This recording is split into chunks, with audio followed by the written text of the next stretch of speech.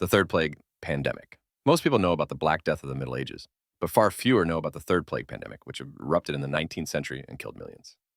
It began in Yunnan, China, in 1855 and spread rapidly along expanding trade routes. Within decades, it reached India, where the death toll became catastrophic.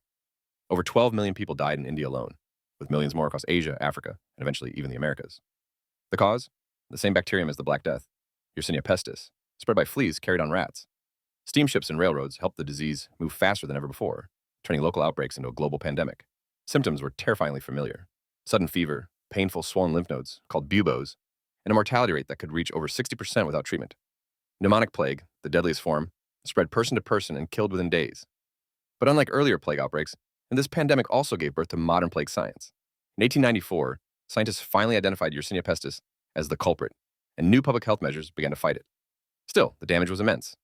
By the time the third plague pandemic subsided in the mid-20th century, it had killed over 15 million people worldwide. It was a stark reminder that even in the age of steamships and industry, humanity was still at the mercy of ancient diseases. Cholera, one of the deadliest waterborne diseases in history. Caused by the bacterium Vibrio cholerae, it spreads through contaminated water and food, and once it strikes, it kills fast. Victims suffer violent diarrhea, vomiting, and dehydration so severe that death can occur in less than 24 hours. The first major pandemic began in 1817 in the Ganges Delta in India, and from there, cholera exploded outward, and in the 19th and early 20th centuries, 7 global pandemics swept the world. The toll was staggering. In India, cholera killed over 15 million people between 1817 and 1860, and another 23 million between 1865 and 1917. In Russia, repeated outbreaks claimed more than 2 million lives in the 19th century. In Europe, the 1854 London epidemic alone killed over 10,000 people in just a few weeks. In the United States, multiple outbreaks between 1832 and 1866 killed tens of thousands. Globally, historians estimate cholera has killed over 40 million people since the first pandemic.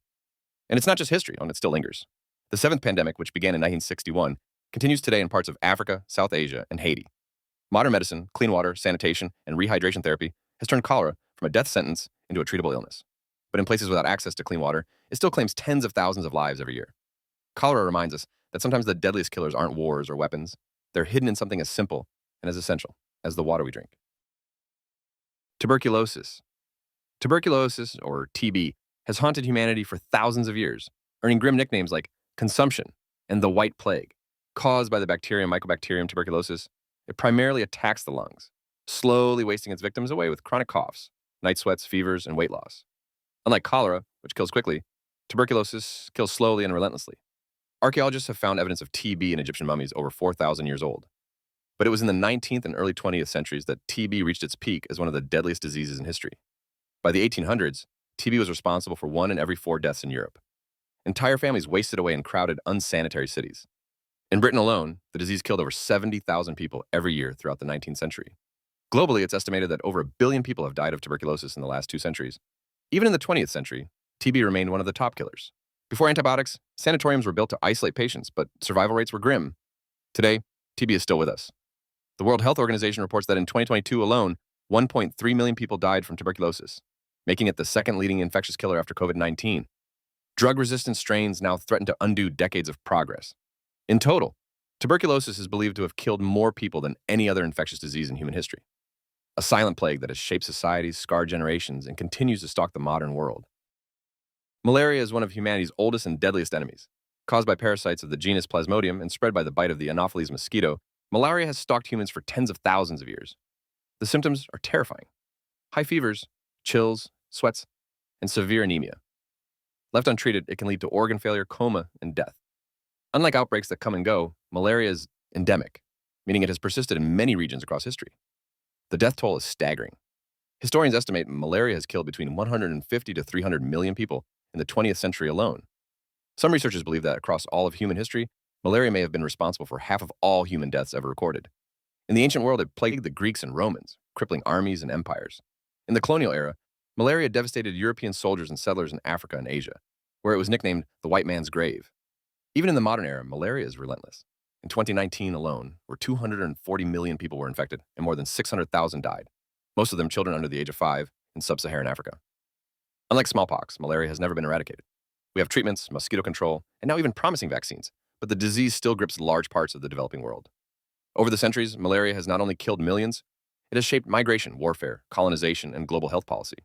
It remains, to this day, one of the deadliest diseases humanity has ever faced. The Spanish flu. In 1918, as World War I drew to a close, another enemy emerged, one that would claim more lives than the war itself. The Spanish flu pandemic swept across the globe with terrifying speed, infecting around 500 million people, nearly a third of the world's population at the time. Unlike most flu strains, which primarily kill the very young and the elderly, this virus struck down the healthy. Men and women in their 20s and 30s, soldiers, factory workers, parents, were suddenly collapsing. Victims developed fevers, pneumonia, and in some cases their lungs filled with fluid so rapidly that they drowned in their own blood. The death toll was catastrophic. Estimates range from 50 million to as high as 100 million deaths worldwide in just over a year. That made it deadlier than the Black Death of the Middle Ages, and by far the deadliest influenza outbreak in history.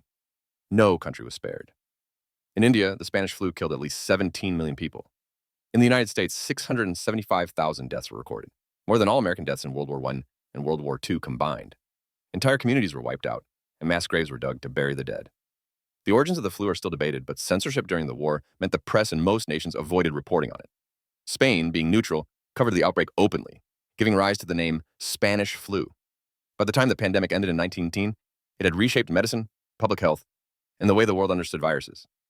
But in just 18 months, it left a scar deeper than any war, killing tens of millions and reminding humanity how fragile life can be when faced with an unstoppable epidemic. HIV/AIDS. When the first cases of HIV/AIDS appeared in the early 1980s, doctors were baffled. Young, healthy people were suddenly developing rare infections and cancers. At first, the disease was mysterious, frightening, and deeply stigmatized. But soon the world realized it was facing one of the deadliest pandemics in modern history. HIV, or human immunodeficiency virus, attacks the immune system, leaving victims defenseless against other infections. Without treatment, it progresses to AIDS, which is almost always fatal. The scale of the epidemic is staggering. Since the start of the crisis, over 80 million people have been infected and more than 40 million have died, making HIV/AIDS one of the deadliest diseases humanity has ever faced. In the 1980s and 1990s, entire communities were devastated. Sub-Saharan Africa became the epicenter, with countries like South Africa, Botswana, and Zimbabwe recording infection rates above 20% of the adult population. In the United States and Europe, the disease spread rapidly through vulnerable groups, and early government inaction fueled the crisis. For years, there was no cure, no effective treatment, and no hope. Victims wasted away, and funerals became a constant reality in many cities. But then came progress. In the mid-90s, antiretroviral therapy transformed HIV from a death sentence into a chronic, manageable condition. Today, around 39 million people live with HIV, and with treatment, many live long, healthy lives. Still, in 2022 alone, around 630,000 people died from AIDS-related illnesses. There is still no cure and no vaccine. But HIV/AIDS reshaped global health, broke down stigma, and sparked one of the largest international medical responses in history. Even now, more than 40 years later, it remains one of the deadliest pandemics the world has ever known. Smallpox was once humanity's most feared killer.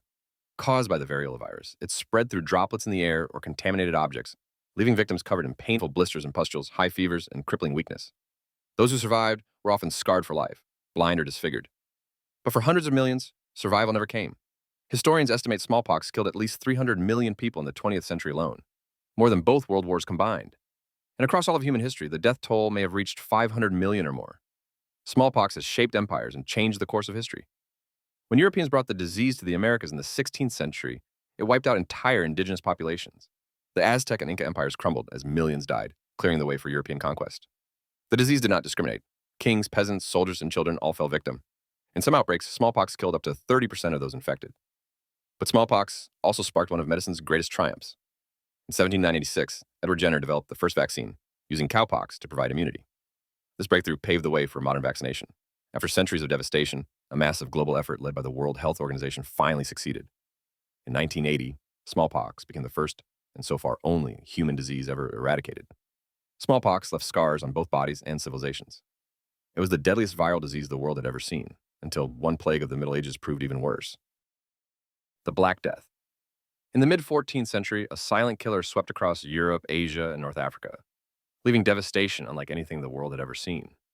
This was the Black Death, caused by the bacterium Yersinia pestis and carried by fleas living on rats. The plague arrived in Europe in 1307, carried by ships from the Black Sea. Within just a few years, it had torn through towns and villages, killing with horrifying speed. Victims developed fever, chills, vomiting, and the telltale black buboes, swollen, infected lymph nodes that gave the disease its name. Death often followed within days. The scale of the catastrophe is almost beyond imagination. Between 75 and 200 million people died, wiping out up to 60% of Europe's population. Entire cities were emptied, fields lay untended, and mass graves overflowed. In some towns, whole families perished, and survivors lived in constant terror. The plague reshaped the world. Labor shortages broke the feudal system in Europe, giving peasants more power. Religious upheaval spread as people searched for answers, some turning to extreme faith, others to violence and scapegoating. And the Black Death never truly disappeared. Bubonic plague would return in waves for centuries, though never again with the same ferocity. Even today, small outbreaks occur, though they are treatable with antibiotics. The Black Death remains the deadliest pandemic in human history, a grim reminder of how a microscopic enemy can bring entire civilizations to their knees.